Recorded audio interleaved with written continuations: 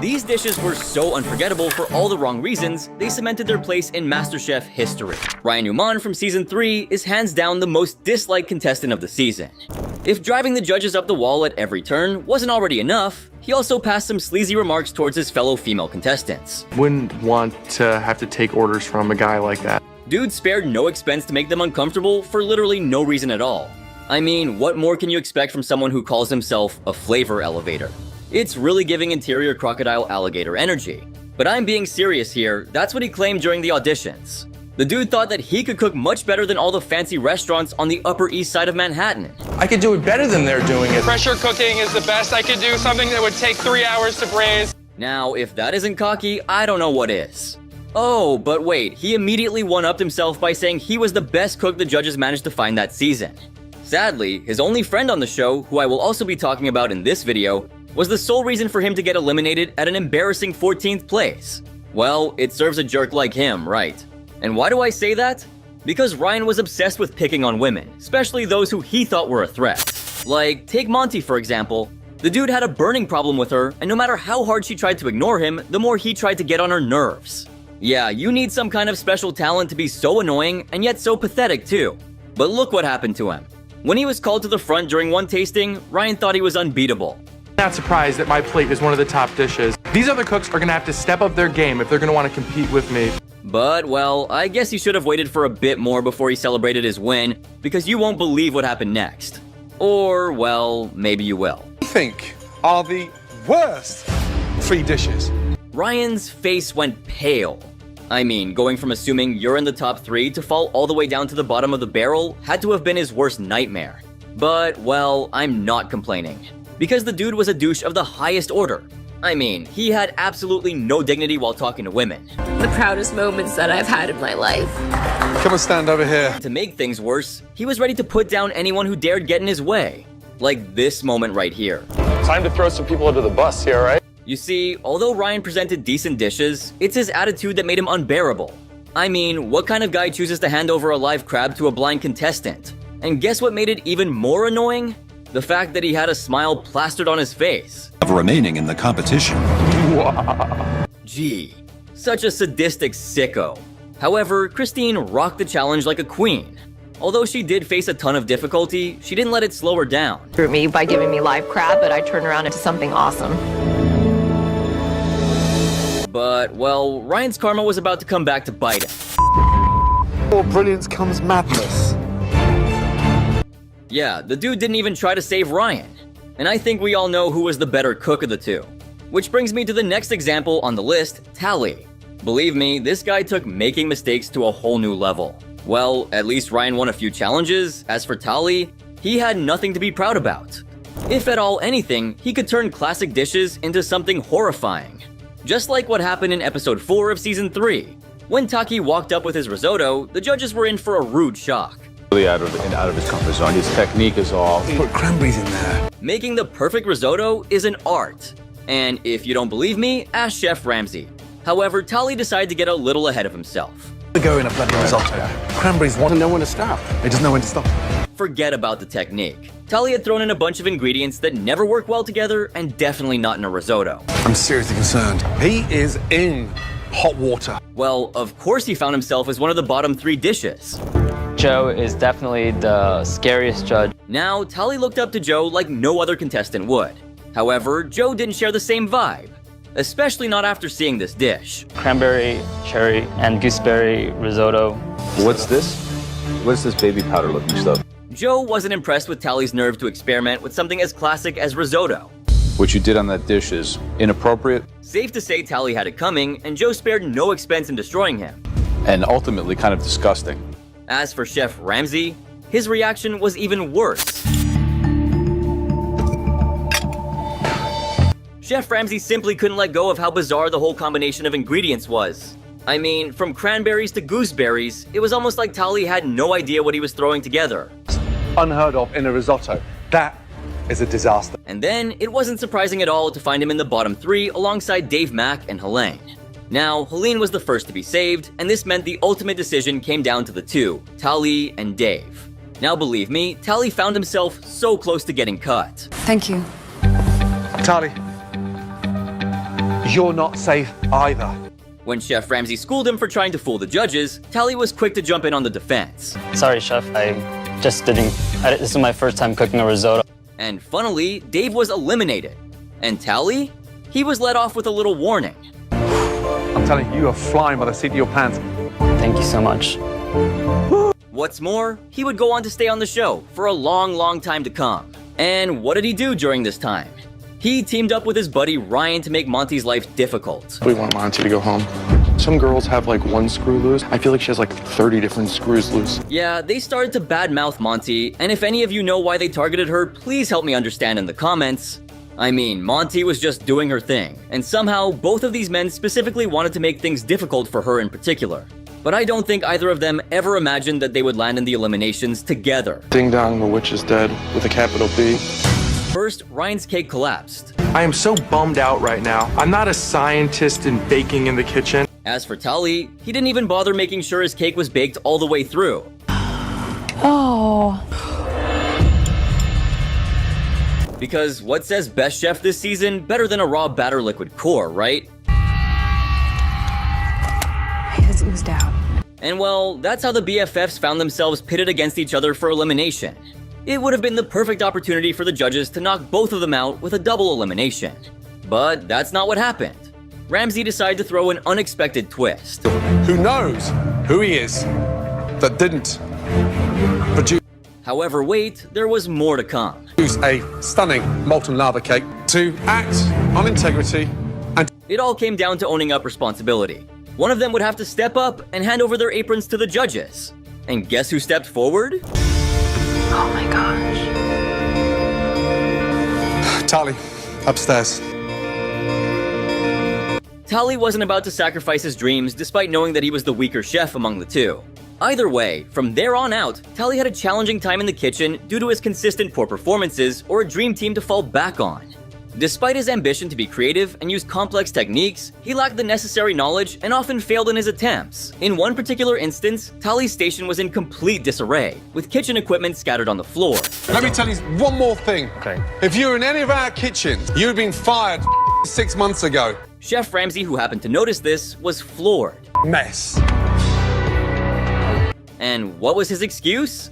It's not in one space, it's from there, all the way down and all over. Look at the cupboards. Yeah, safe to say that wasn't gonna cut it. Whole cloves of raw garlic to eat. No, chef, they don't. We're here to judge a contest. Anyway, despite the chaotic scene, Tally presented a 3-cheese pizza with duck breast and creme fraiche sauce. And what do you think that went like? That was not my intention. My intention was to roll out my flatbread and get it into the oven. I mean, just look at all that raw flour. Yep. Of course, the judges decided to come out swinging with some heavy criticism, especially, of course, Chef Ramsay. I'm struggling to identify what the hell you're doing. I really am.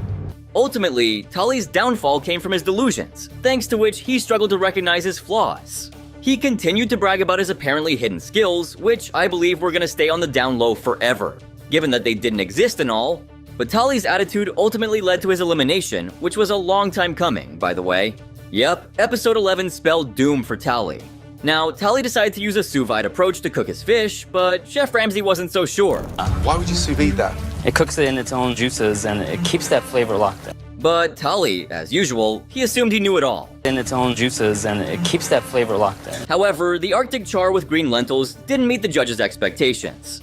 And this time, Joe wasn't mincing words. Because I can see they're all exploded and overcooked. You have a bunch of herb scraps. As for Ramsay, he was even more critical with his feedback. Or can I just get so pissed off with you around? And then, just when you thought he was done, he dropped the mother of all bombs.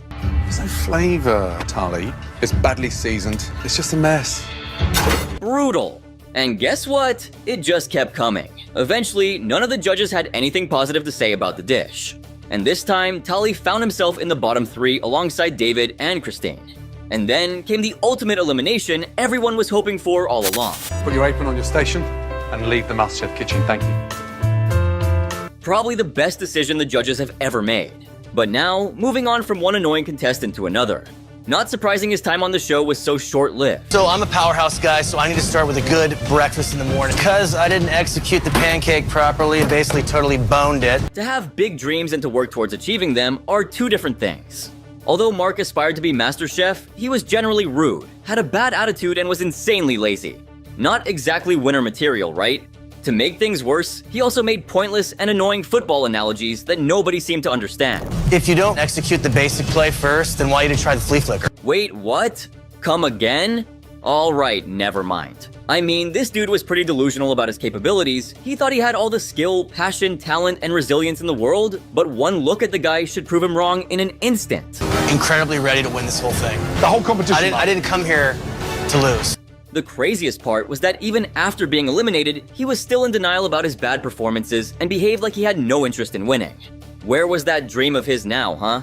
Just like Ryan, Mark was also a little too full of himself. I mean, just look at his pretentious reaction to getting into the top 3 in the first mystery box challenge. I feel like Aladdin on the carpet, just floating by my competitors. I've got this. I'm gonna be getting the advantage. However, just like what happened to Ryan, Mark Togney faced the same shame of being duped into believing his dish was top 3 material. Oh yeah, a deception so nice, they pulled it twice. All 3 of your dishes were a mess. Satisfying, right?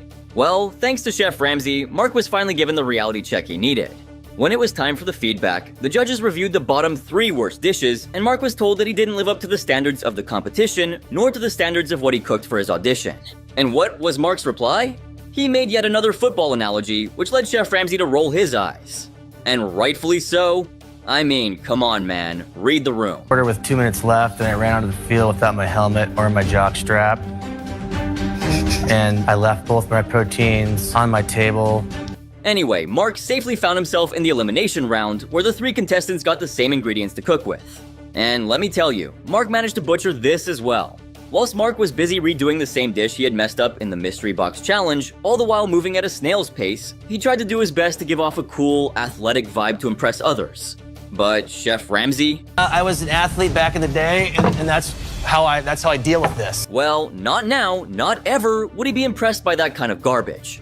As Chef Ramsay was about to leave Heather's station at the 10-minute mark, Mark encouraged Heather to disregard the judges' recommendations.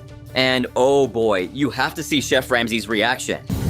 Young man, is this a joke for you? No. Is this just a big show-off for your mates? No. No, we'll take it serious or take your apron off. Seriously. Chef Ramsay confronted him about it, all but saying he was making a complete joke out of the competition. While Ebony accused Mark of lacking respect for the competition, Chef Ramsay went the extra mile, telling him to take things seriously or take off his apron. Take it serious or take your apron off. Even though Mark thought his dish was better than the one that came before it, it was the last one to be called to the front. Chef Ramsay thought the chocolate chip pancake served with baked eggs along with bacon and cilantro of all things was an obnoxious combination for breakfast. But when Chef Ramsay asked Mark if he was happy with what he had presented on the plate, he boastfully said that he was.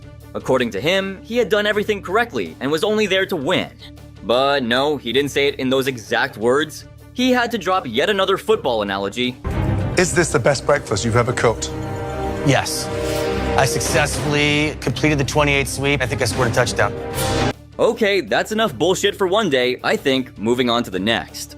Now let's hop over to Season 9, Episode 5, and the contestants face the daunting task of recreating Chef Ramsay's Crab Benedict in just 30 minutes.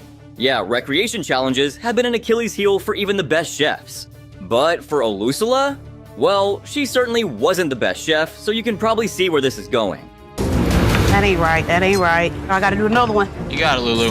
Up 1 egg. Useless eggs are all over the place. And you can see the pressure's getting to her. See, unlike the 3 earlier chefs, Ryan, Tully, and Mark, Olusula was at the very least a passionate cook. She had a ton of potential and had even managed to impress all 3 judges during the auditions. But she failed to replicate dishes and techniques properly. Her mistakes were so silly that the judges couldn't bear to see her on the show for another day. I'm talking about the time when Olusula presented her dish to the judges, and Chef Ramsay's reaction said it all. I already know. The presentation was a total disaster. But here's what makes the whole thing even more upsetting. She didn't even bother to use the utensils everyone was provided with. Where is that black plate? Oh no. She had missed the mark by a long shot. Despite the well-poached egg and perfectly seasoned crab, Olusula's incomplete plate sealed her fate. But hey, at least she left with her head held high, promising to continue cooking. Speaking of incomplete dishes, this next contestant signed up for a cooking show only to present a dish that wasn't even cooked. I'm definitely going to show the judges why it was a good choice keeping me here. You see, just like Olusola, a night 2 started with a bang, her lively attitude quickly captured the judges' attention. However, all hopes crashed when she made it to the top 15. Her performance took a major dip, and things got so bad that she even stopped trying to prove her worth. I'm talking about episode 5 of season 11, when contestants were tasked with preparing a restaurant-quality dessert. You see here, or you can make something of your very own. However, Anai's dessert left much to be desired. Is an avocado no-bake cheesecake topped off with a dragon fruit cream and a side of mango ram sauce. Her avocado no-bake cheesecake sounded intriguing, but the judges were less than impressed. I am shocked that we still have base of the actual cheesecake. Wait, what? She didn't even bother to take the mold away. But wait, that wasn't even the worst part. It would have tasted way better. You cut corners when it came to even grabbing graham crackers. Yeah, it was nasty. She didn't even bother to bake it right. And the taste? It was even worse. It's uncooked. I think you rushed the whole thing. I think tonight, had you baked it. And just like that, Anai's time in the competition came to an end. Good riddance. I know Mexican culture and its food. I see the reasoning behind the dish. It's just hard to get away from its execution. And being this is MasterChef Legends, to not bake or cook anything in a baking challenge for me is a disappointment.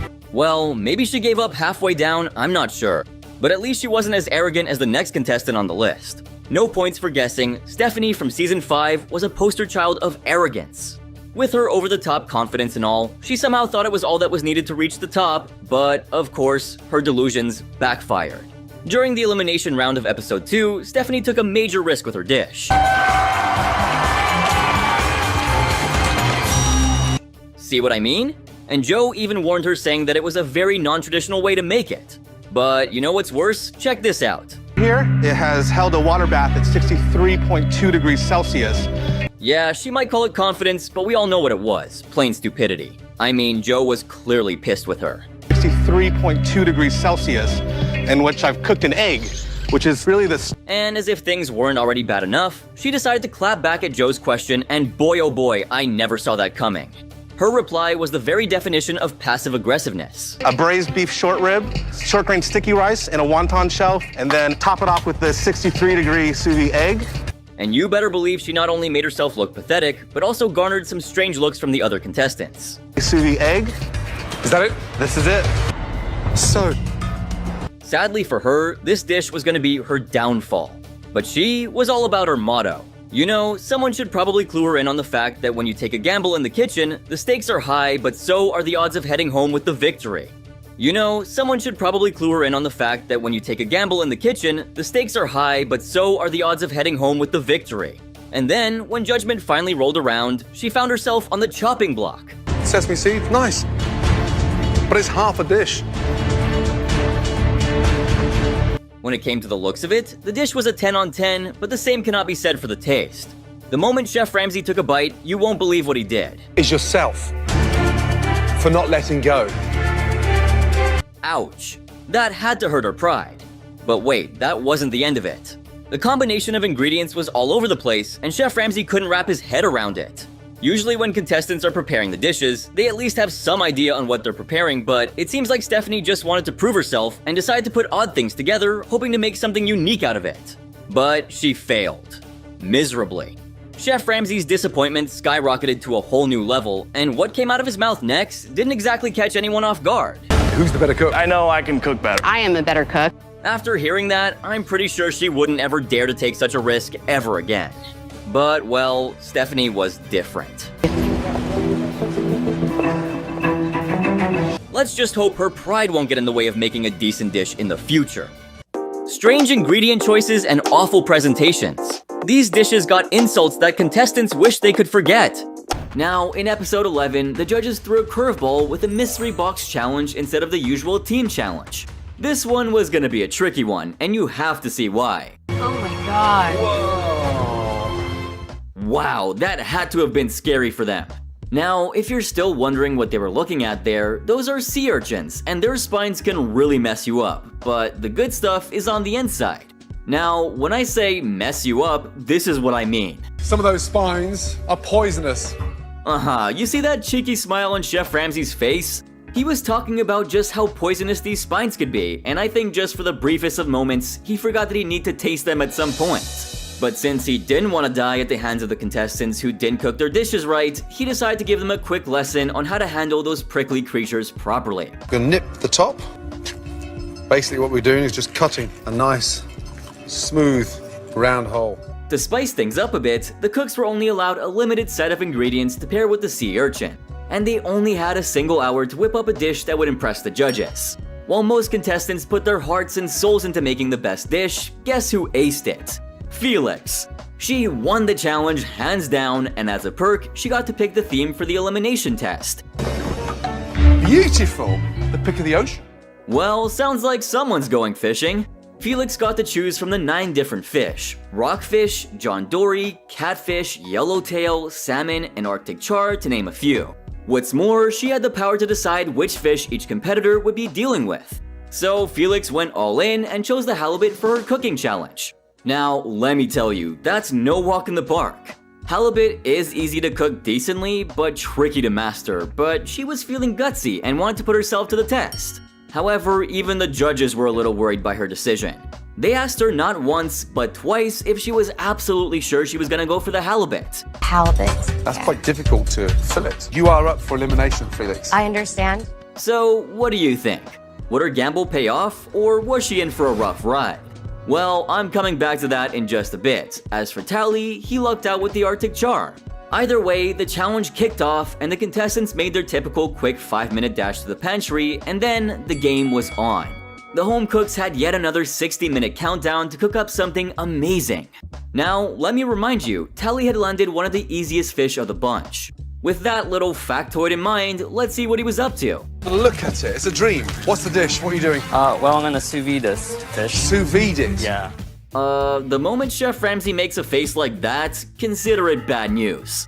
But guess what Tally did? He decided to suck all the flavor out of the char before he even thought about serving it. Because who needs flavor, right? It's an oily fish. Why would you sous vide that? It cooks it in its own juices and it keeps that flavor locked. And do I even need to talk about Joe's reaction?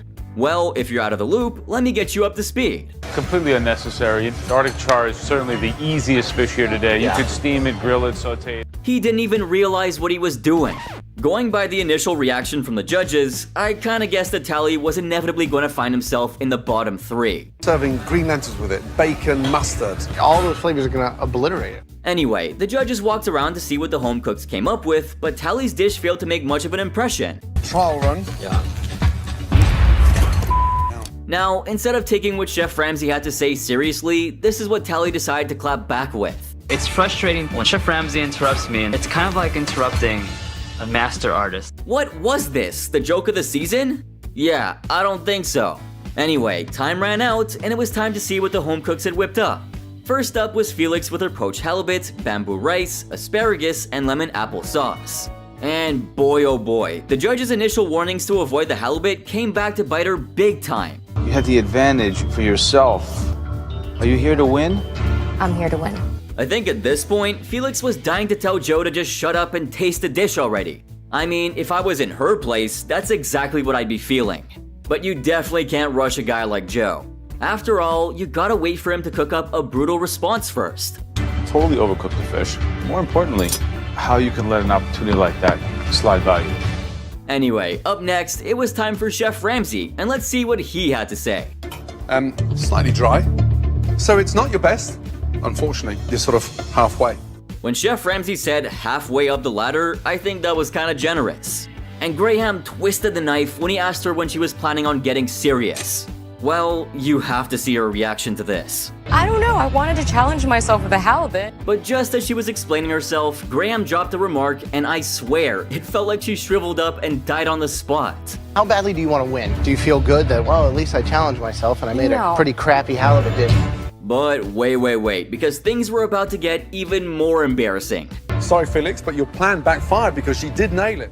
As for Tally, well, he stepped up to the judges with his Arctic char and green lentils. And don't let his easier fish fool you, the judges were just as brutal. Joe straight up told him that he was consistently letting them down. What do chefs do? Chefs cook. So it's not master orator or master tell me about what my intention is about cooking. It's master chef. And no, he didn't stop there. He continued to embarrass Tally. You have a bunch of herb scraps with no dressing on top of some poorly conceived cooked Arctic char. Anyway, here comes the savage Chef Ramsay, and what was his verdict? You're misinterpreting the competition. It's MasterChef, not Master Bait. Oh man, believe me, I never saw that coming. Honestly, when it comes to insults, Chef Ramsay's got the market cornered. But he wasn't done yet. The premonition that his fish would end up flavorless ended up coming to the pass, and he made that clear to Tally. But Tally hit back with this whole judges are too old school to appreciate my food attitude. Dude, get over yourself. In the end, after some deliberation, Monty and Frank emerged as the heroes with some actually outstanding dishes. They secured their spots as the team captains for the next challenge. On the flip side, David, Tally, and Christine were in for a reckoning. Or, well, at least David and Tally. Christine did get a pass and was safe for the day. But now, brace yourself, because Tally ended up on the receiving end of one hell of an elimination.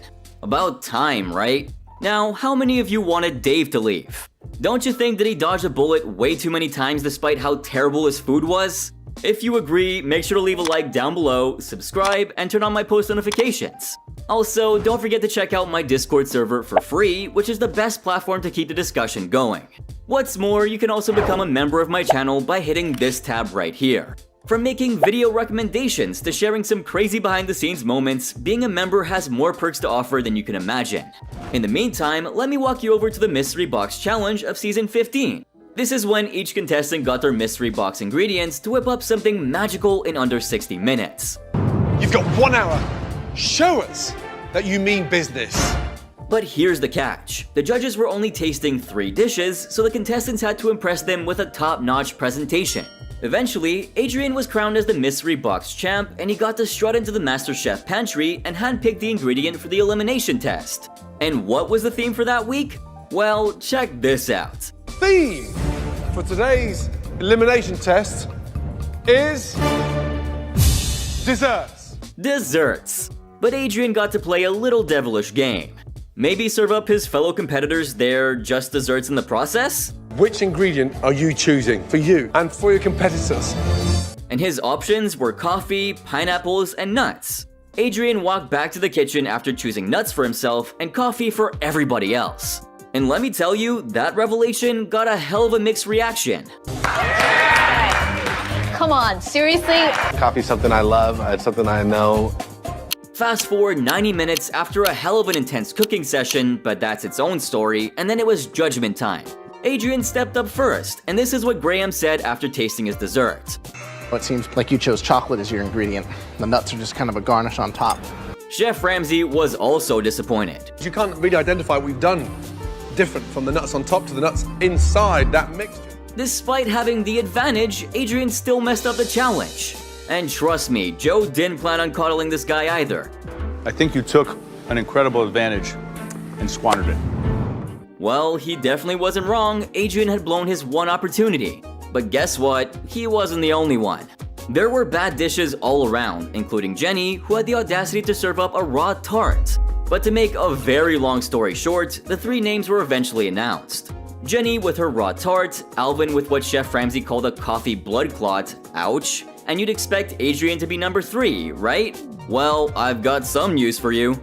Forget about Adrian, I haven't even gotten started on Max yet. So let's rewind a little bit.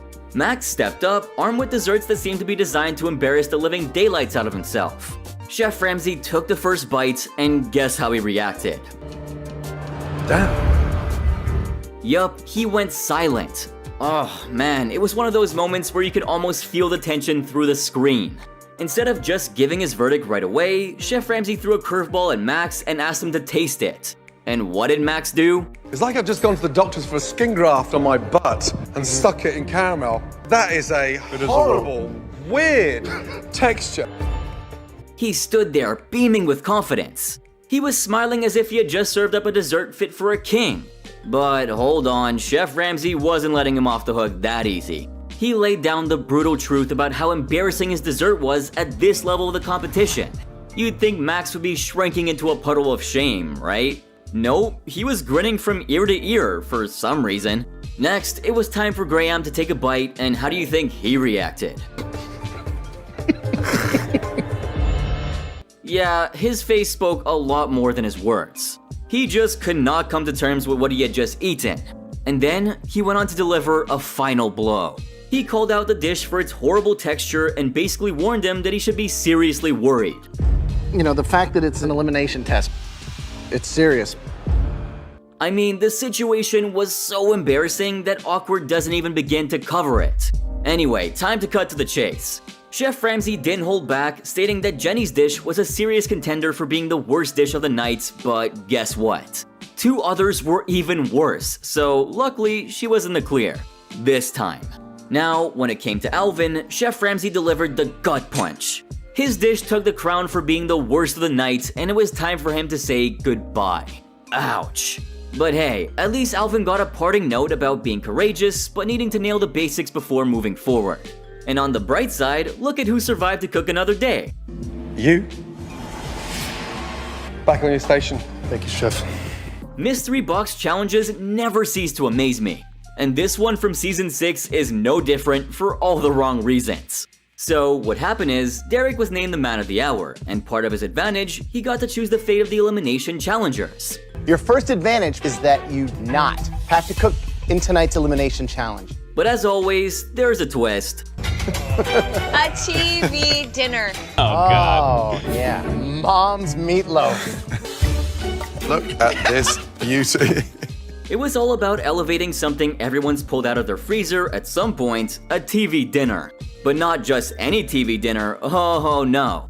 The options were turkey, meatloaf, or Salisbury steak, each featuring a judge's face with a fake mustache because why not, right? Now, Derek got to pick just one of them, and the contestants had to whip up a gourmet version in just 1 hour. Salisbury steak with a broccoli and mac and cheese. Salisbury steak with mac and cheese and broccoli was on the menu. Veronica was practically celebrating since she'd been a TV dinner connoisseur for 59 years. I'm not sure if I should be proud or scared for her. Salisbury steak is one of my favorite dishes. But hold on, there was a wicked twist to come. Derek, reveling in his final advantage, got to play the puppet master. He could pick one contestant who had to stand there and do nothing for the first 15 minutes. Derek, grinning from ear to ear, singled out Christopher. And believe me, things were about to get heated. I can't really believe that Derek would target me. I'm so angry right now I could sear a steak on my forehead. Meanwhile, Jesse decided to go all out with venison meat and planned to whip up some fried mac and cheese. And this is when he found out something. If there's one thing I've loved in this country is mac and cheese. I've never had a fried mac and cheese. I've had it before and I've cooked it before, but I'll have to see if I can get that. Turns out, Chef Ramsay had never tried fried mac and cheese, and you could practically hear the collective gasp from all around. Meanwhile, Veronica got a gentle nudge from Christina about her usual lackluster presentation. Every time we've had something that's delicious from you, presentation, how you've elevated it visually, what do you have planned? Well, consider that a warning. Christina also wanted to know what Veronica had up her sleeve, and guess what was Veronica's response? She said that it would look like a TV dinner. And this left the judges baffled. It's already set for me. It's going to look like a TV dinner. Okay, you did hear the point. Christina, trying to maintain her composure, asked Veronica if she heard what the challenge was all about. It was to elevate the TV dinner and make it restaurant quality. Well, of course, Veronica knew the rules. It's just that she couldn't care less. She made a casual hand move towards the judges to dismiss their apprehensions and then said, My grandkids are waiting to hear you guys say awesome. Oops, it looks like Granny's got her own rules. But let's see if it could save her from elimination. Moreover, Christina tried one last time to drill in the importance of presentation before they decided to move on. Please keep in mind presentation, elevation. I will. Okay. I will. You'll be proud. And finally, Veronica stepped up with her creation, and boy oh boy, it was a disaster. I asked you to cook one portion of a TV dinner. It looked like she raided the rejects from an old country buffet, tossed them in some bowls, and called it a day. Sloppy, gloppy, basically every word that ends in PY you could think of, except happy. Definitely not happy. Chef Ramsay was so incredibly disappointed, and it was written all over his face. This thing looks like it's fit for King Kong's kitchen. He wanted to make his point clear. Veronica had completely missed the objective, but she genuinely looked surprised for some reason. Seriously? How are you surprised when Christina warned you about this just minutes ago? Chef Ramsay laid it out for her, saying, I asked you to cook one portion of a TV dinner to make it elegant and upscale it. This thing looks like it's fit for King Kong's kitchen. Well, the famous chef always has a way with his words. And yep, he tried to drive home the point once again just so there wouldn't be any misunderstanding. How many times over the last 3 or 4 weeks have I asked you to refine things down to a plate? I think it's a refined dish. It's awesome. She continued to claim that her dish was awesome. And that's not all, because what happened next was absolutely disgusting. What's this in here? What's the water in there? What is that? The water has wilted out of the broccoli. As Chef Ramsay poured out what seemed like a gallon of liquid from the bowl of broccoli, he groaned and then gave her a stare that said it all. You're still cooking like we're at a Vegas buffet, and 3 compartments of it has been filled up with puke. If that wasn't already embarrassing enough, he then started to walk away. Veronica was devastated. She secretly hoped someone else would screw up just to avoid being sent home. The struggle was real. And well, Jesse might just turn out to be the candidate to fulfill her wish. However, despite feeling good about his dish, Chef Ramsay didn't hold back with his critique. Jesse. Yes, sir. I have to say it's one of the most bizarre looking dishes of the night. Jesse made a venison Salisbury steak with broccoli and fried mac and cheese, and this is how the judges reacted. Jesse, it's like swallowing a mouthful of sand. It is seriously dry. The venison appeared dry, and his pickled broccoli wrapped in prosciutto was compared to a weird new age children's toy rather than something edible. What's more, Chef Ramsay summed up his tasting experience as swallowing a mouthful of sand. Yikes, I can't even imagine that. But guess what Jesse did? Instead of just taking the feedback, he decided to ask Chef Ramsay some really weird questions. I mean, how do you like venison? I know what venison is. It doesn't work. Even though Jesse tried to argue against the dryness, Chef Ramsay's verdict stood as it is, and Jesse reluctantly accepted it. I've cooked it 1,000 times, and when venison turns from red to bright white, it's dry. Yes, sir. The inevitable moment finally arrived, and the 3 underperformers, Hedel, Jesse, and Veronica, were called up. And guess who got eliminated? Your time is now up. Please take off your apron and go ahead and leave it on your bench. Veronica was swiftly sent home packing, having consistently missed the mark. She bid everyone goodbye, claiming that her family would love her cooking even more now that she had been featured on the show. But once again, MasterChef is full of surprises. And Chef Ramsay decided to drop another bomb. While the contestants were now down to the top 15, he said that it was soon about to be the top 14. Yup, we're in double elimination territory now. Chef Ramsay first called out Hedel, claiming that her performance was a huge stumbling block. As for Jesse, this is what happened. Take off your apron and place it on your bench. Yup, and just like that, Jesse joined Veronica on her one-way trip out of the MasterChef kitchen.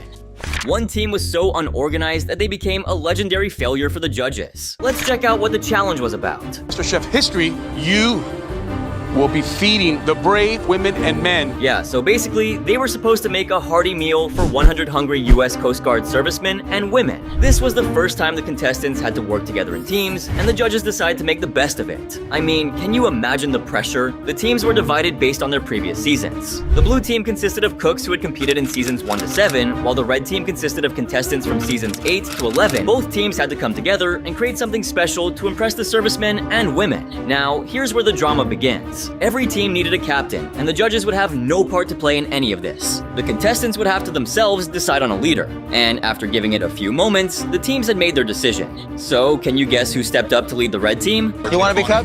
Nope, I'll be best second hand though. All right, so Alejandro it is. So good. That's right, they decided on Alejandro. Little did the contestants know, they were soon going to regret this decision. If you've seen the episode, you already know things didn't exactly go well for him. Things got so bad that his choices ultimately affected the entire team. The red team has Alejandro as a captain. And I guess being made the team captain got to his head because, oh boy, his confidence was through the roof. At the end of the day, nobody else raised their hand, so it's up to me to get it done and prove to the judges. But let's focus on the challenge here. The judges first dished out the rules for the menu. The team will need to devise a menu that includes a protein, a starch, 2 vegetables. The rules were pretty straightforward, but the pressure was intense, especially given that one of them would be leaving the kitchen. Now, Alejandro let the red team know their plan for the day. I want to go with the New York strip. We all agree? Yeah. You see, the last time he was on MasterChef, he failed almost every team challenge. Not surprising why he didn't want history repeating itself.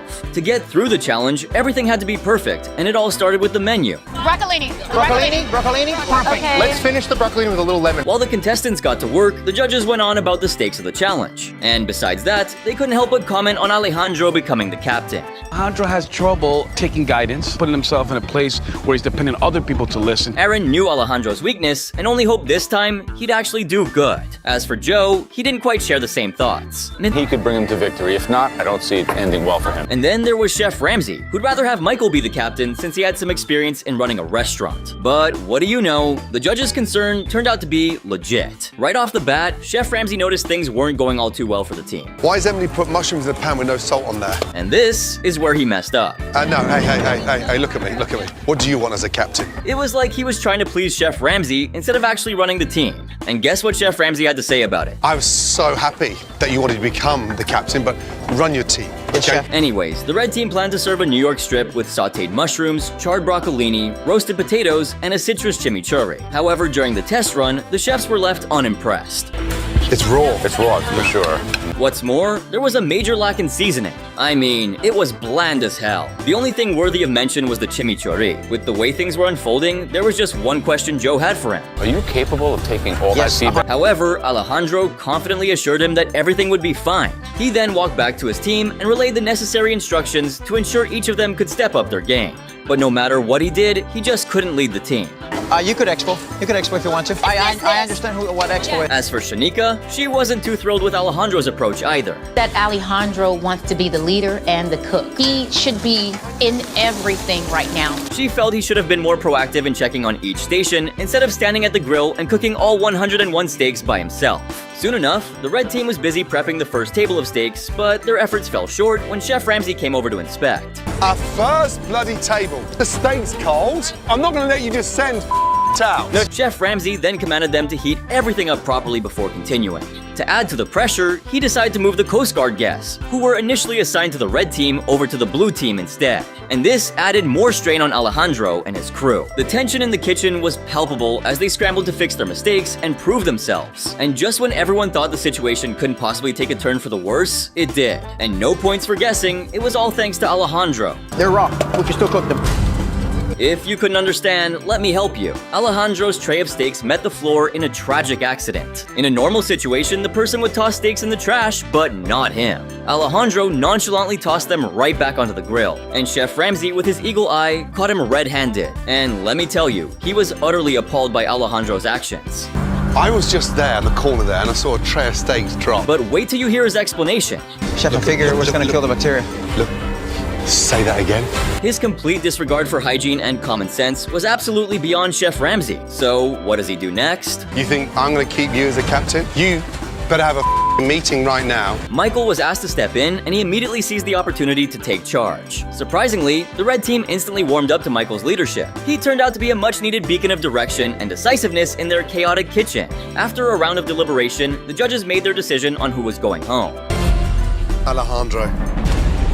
We all saw that coming, right? Chef Ramsay remarked that he'd never witnessed a contestant in this competition scoop food off the floor and try to serve it. Alejandro's departure marked the third consecutive elimination of a former semi-finalist. But you know what? When it comes to maintaining hygiene, Alejandro wasn't the only one who had a hard time. Remember Max from Season 2 of MasterChef? He faced a similar challenge during their very first team task on the show. In this episode, all the contestants were tasked with cooking up a storm at the LA Times cafeteria, located right in the heart of downtown Los Angeles. It was a crucial moment for Max and the rest of the competitors as they had to prove their culinary skills right under the nose of a tough panel of judges. Equipment that I've never seen.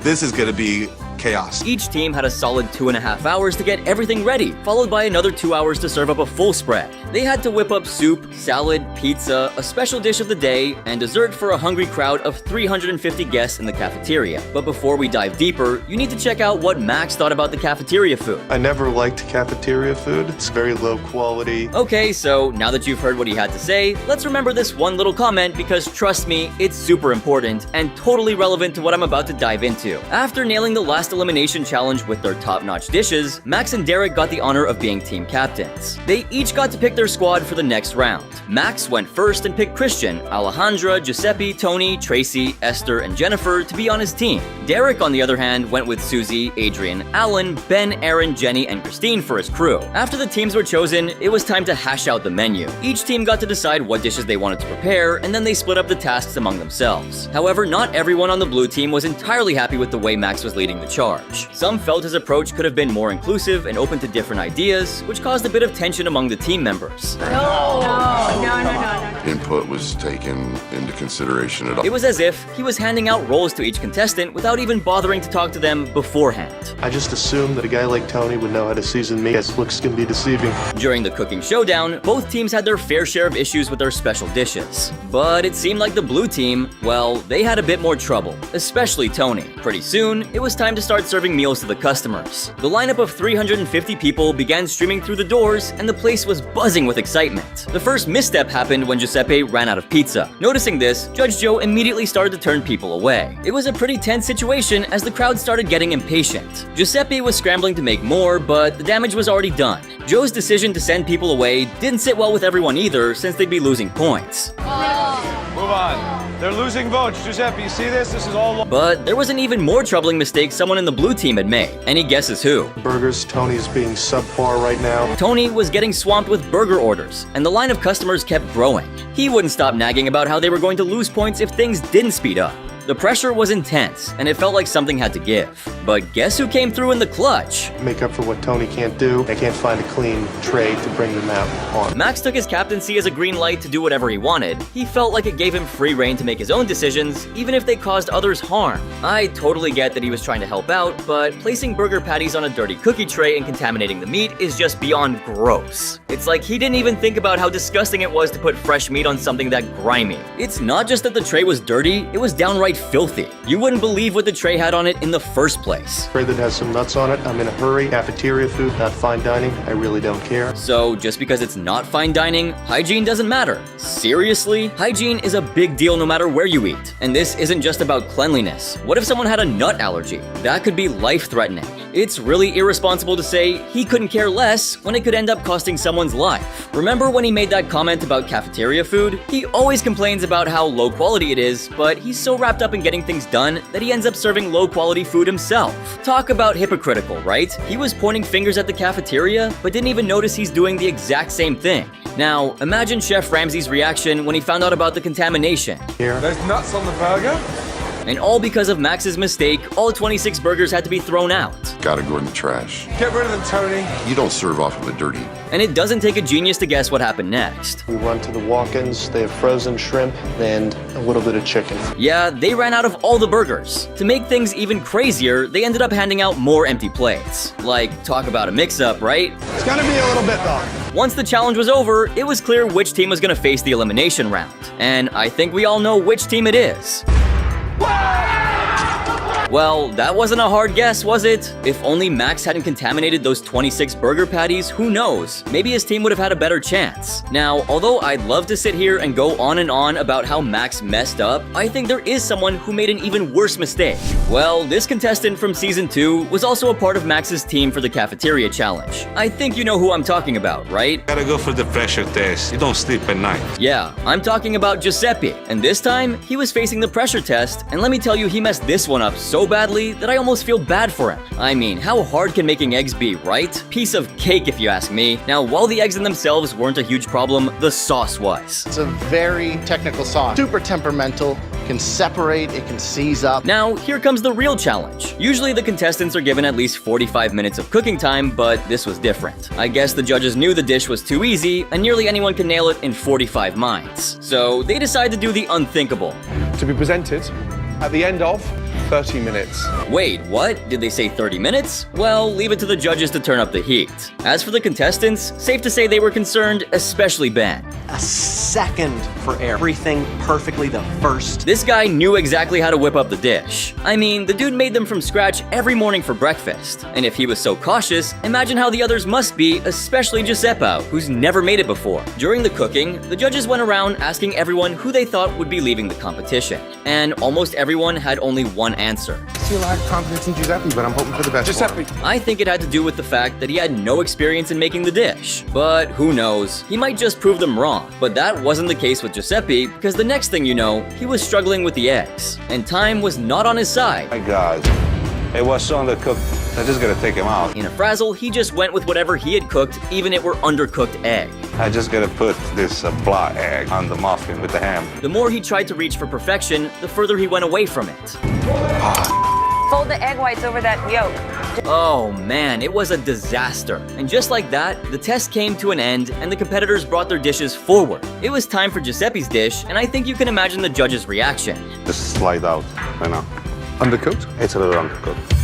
His plate looked like a disaster, and according to Chef Ramsay, his egg wasn't even on the muffin. In fact, the egg was so undercooked that Chef Ramsay couldn't help but frown at Giuseppe's failed attempt. But hey, at least Giuseppe was aware of how much he messed up, unlike many other contestants who shot back with arrogance. The egg's raw. Sandwiched in disaster right now. But here's the thing. I think there's a stark difference between undercooked and straight up raw, and Giuseppe clearly needed to learn the difference. See, I get that raw eggs are a delicacy in some cultures, but let's not forget that salmonella exists. Anyway, fast forward to the final showdown, and it was time for all 5 competitors to face the judges. Ben, Susie, and Alejandra breathed a sigh of relief as they were declared to be safe. Now, this left us with Derek and Giuseppe in the hot seat, a decision that seemed obvious to everyone watching. Chef Ramsay lamented the difficulty of sending either home, but the final call came down to one crucial factor, the Eggs Benedict dish. The decision boiled down to raw eggs versus a shortage of sauce. And I think it's pretty clear which one deserved to go. Giuseppe.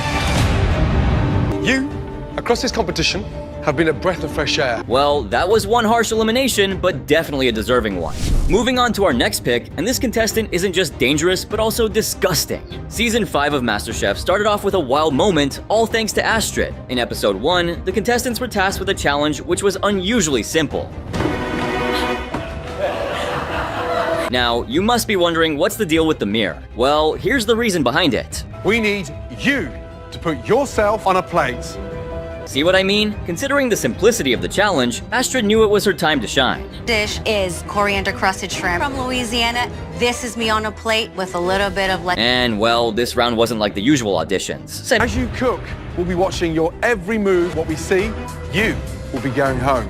It was pretty obvious that not everyone would snag that apron, but calling contestants aside right in the middle of the competition? Now that's something else. I mean, imagine being so close and then suddenly getting the boot. It's not just about the competition anymore, it's like they're messing with people's hopes and aspirations right when they're starting to believe they might actually have a shot. I mean, don't you think they could have at least let them go a bit further before dropping the bomb? Anyway, Astrid was one among the 9 home cooks that were not accepted into the MasterChef kitchen.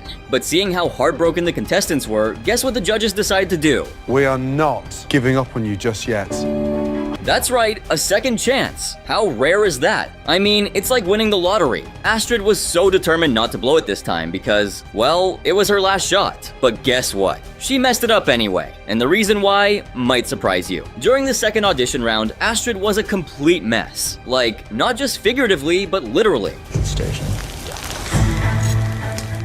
She was behaving as though she owned the place, nonchalantly tossing peels and scraps of food onto the floor without a care. It was pretty appalling, honestly. Even if she did consider herself the queen of the space, that's definitely not how one should treat it. It was not just gross, but also incredibly disrespectful to everyone around. Even the other contestants were totally shocked by what she did, so you can just picture how the judges must have felt about it. Seeing her make a mess was beyond gross, and Joe simply couldn't let it slide. With determination, he walked over to her station with some words of advice. Or maybe it was caution.